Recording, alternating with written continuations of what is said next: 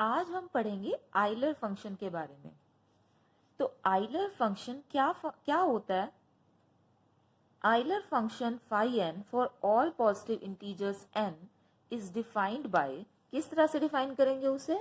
phi n equal to 1 for n equal to 1। यानी क्या कह रहा है वो डेफिनेशन से कि जो phi n है वो 1 वैल्यू देगा। phi n is a function, phi जो है वो एक फंक्शन डिफाइन कर रहा है विच इज आइलर फंक्शन।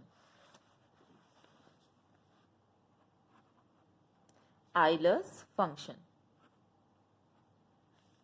तो वो क्या कह रहा है कि फाई एन की वैल्यू 1 रहेगी हमेशा। कब? जब n की वैल्यू 1 है। ठीक है।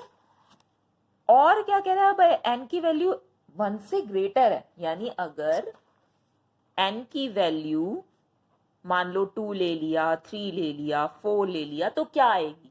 क्या कह रहा है वो नंबर होगा, नंबर ऑफ पॉजिटिव इंटीजर। ये जो फाई एन की वैल्यू है, अगर n जो है वो ग्रेटर देन 1 है तो इसकी वैल्यू, तो आइलर फंक्शन की वैल्यू क्या होगी? Number of positive integers less than n, जो n से क्या है? कम रहेंगे। इस n से कम होने चाहिए। जैसे मैंने अगर 2 लिया तो 2 से कम आनी चाहिए वैल्यू, 3 लिया तो 3 से कम आनी चाहिए, हमेशा लेस देन आनी चाहिए। ठीक है। एंड को प्राइम टू n, और ये n जो है उसके को प्राइम भी होना चाहिए। जैसे फॉर एग्जाम्पल मैंने मान लिया कोई नंबर 4, मुझे 5 4 दिखाना है। अब सबसे पहले तो 4 से छोटी होनी चाहिए वैल्यू, यानी कौन कौन सी वैल्यू आ सकती है? 1 आ सकता है, 2 आ सकता है, 3 आ सकता है, बस 4 नहीं आ सकता। क्यों? क्योंकि वैल्यू जो है वो हमारी छोटी होनी चाहिए। ठीक है। फिर उसके बाद वो क्या कह रहा है? को प्राइम होना चाहिए किससे? n से। यहां n क्या है? यहां n है 4। तो क्या हो जाएगा हमारे पास? 4। अब नंबर स्टार्ट करते जाओ। जैसे कि 1 है तो 4 और 1 का जीसीडी क्या होता है? को प्राइम मतलब यही ना कि जीसीडी 1 आना चाहिए। तो 4 और 1 का जीसीडी क्या है? यहाँ पे 1। कॉमन तो 1 है ना, 4 और 1 के बीच में कॉमन 1 है। ऐसे ही निकालते जाओ। 4 और 2 के बीच में कॉमन क्या आ गया? कॉमन आ गया 2, जो कि 1 नहीं है। जब जीसीडी ए बी का 1 होता है तभी मैं क्या कहूंगी कि ये ए और बी आपस में क्या है? को प्राइम है। नहीं तो नहीं है। तो ए बी आपस में को प्राइम नहीं है ना। यहाँ पे देखो 4 और 2 का जीसीडी 2 है। अब ये 2 1 तो नहीं है। इट मीन्स यहाँ पे क्या आ गया हमारे पास कि इनका जीसीडी जो है ये आपस में को प्राइम नहीं है जीसीडी, क्योंकि इसका 1 नहीं है। तो 2 को हम नहीं ले सकते। ठीक है। और क्या लेंगे? 4 और 3। 4 और 3 के बीच में कुछ भी कॉमन नहीं है, 1 ही कॉमन है। तो क्या आ गया इनका जीसीडी? 1। तो यानी कि मेरे पास फाई n की वैल्यू, है ना, नंबर कितने नंबर आए? देखो कितने नंबर आए। एक तो जो छोटे थे वो तो 3 थे। अब 3 में से 2 तो गया, क्योंकि 2 के साथ हम नहीं ले सकते इसे। हमारे पास क्या नंबर बचेगा? हमारे पास नंबर बचेगा क्या? 1 और 3। क्या? जो 4 से छोटे भी हैं, 1 और 3 4 से छोटे हैं। और हमारे पास क्या है? आपस में 4 के साथ ये को प्राइम भी है। ठीक है। तो यानी कि हम क्या ले सकते हैं? 1 और 3। तो यहां पर देखो क्या आ गया हमारे पास? 1 और 3 क्या हो गए उसके? इस कंडीशन को फॉलो करते हैं, जो डेफिनेशन है उस कंडीशन को फॉलो किया उन्होंने, अच्छे से किया। तो यहां पर हमारा क्या आ गया? हमारा आ गया कि इसकी, क्योंकि नंबर गिन रहे हैं ना हमें, तो कितने नंबर हुए? 1 एंड 2। तो यानी कि 5 4 की वैल्यू आ जाएगी 2।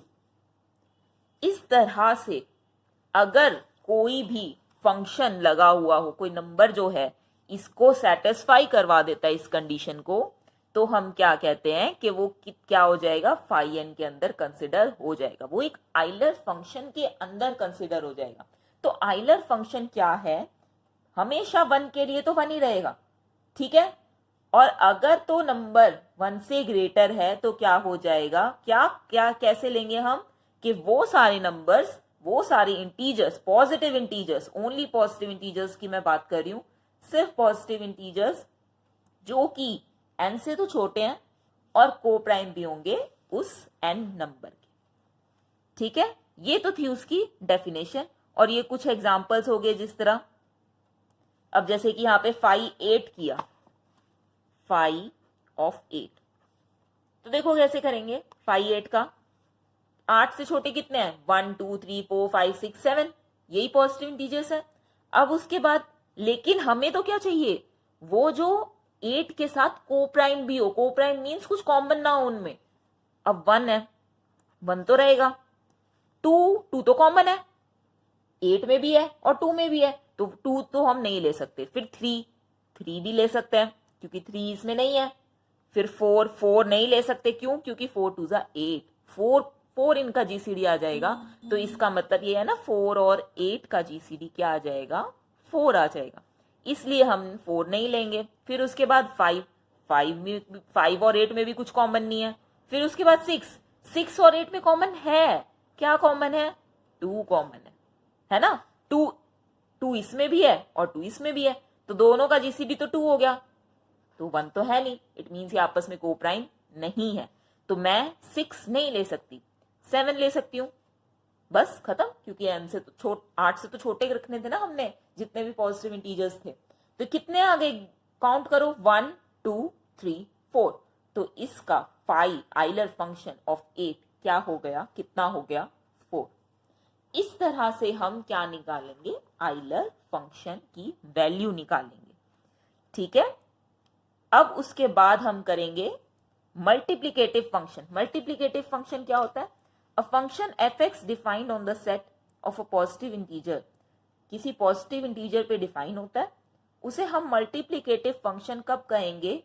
If f of A b किसके बराबर हो? f of a, f of b for all coprime positive integer a b. क्या कह रहा है? कोई ए बी है हमारे पास, क्या कोई ए बी हमारे पास पॉजिटिव इंटीजर्स हैं। अब वो फंक्शन मल्टीप्लिकेटिव फंक्शन कब कहलाएगा? जब पहले इनका मल्टीप्लाई करो तो क्या हो जाए? फंक्शन में अलग अलग वैल्यू के मल्टीप्लाई के बराबर आ गया, तो हम क्या कह देंगे? उसे एक मल्टीप्लिकेटिव फंक्शन कह देंगे। मतलब पहले मल्टीप्लाई कर दिया मैंने, उसके बाद फंक्शन लगाया, तो उसकी वैल्यू किसके बराबर आई? कि पहले फंक्शन लगा दिए थे ए बी पे और उसके बाद मल्टीप्लाई किया। तो अगर ये चीज सेटिस्फाई हो जाती है तो हम क्या कह देंगे? वो फंक्शन कैसा है? ये एफ फंक्शन कैसा है? एक मल्टीप्लिकेटिव फंक्शन है किसी पॉजिटिव इंटीजर ए बी के लिए। जैसे कि ये देखो एग्जाम्पल में भी बता रखा है, क्या कह रहा है एग्जाम्पल में? लेट एफ एक्स किसके बराबर है? एफ एक्स बराबर है एक्स की क्यूब के बराबर है, ठीक है।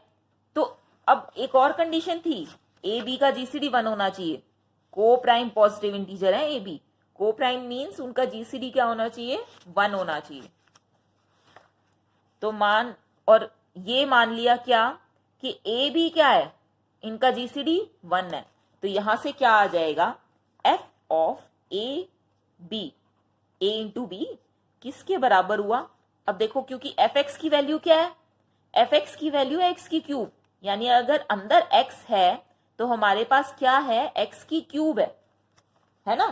फंक्शन की वैल्यू x की क्यूब दे रखा है, तो f ऑफ ए बी की वैल्यू क्या आ जाएगी? f ए बी की वैल्यू आ जाएगी ए बी की क्यूब। तो यहां से क्या आ जाएगा? a की क्यूब b की क्यूब आ गया ना। तो a की क्यूब क्या है? f ऑफ ए तो है, इनटू में b की क्यूब क्या है? f ऑफ b है। तो यहां से एफ ऑफ ए बी किसके बराबर आ गया? F of A into F of B. तो ये कैसा फंक्शन हो गया? एक मल्टीप्लिकेटिव फंक्शन हो गया, ये वाला फंक्शन एफ एक्स। एक्स की क्यूब एक मल्टीप्लिकेटिव फंक्शन है, ओके। तो आज यहां तक करते हैं।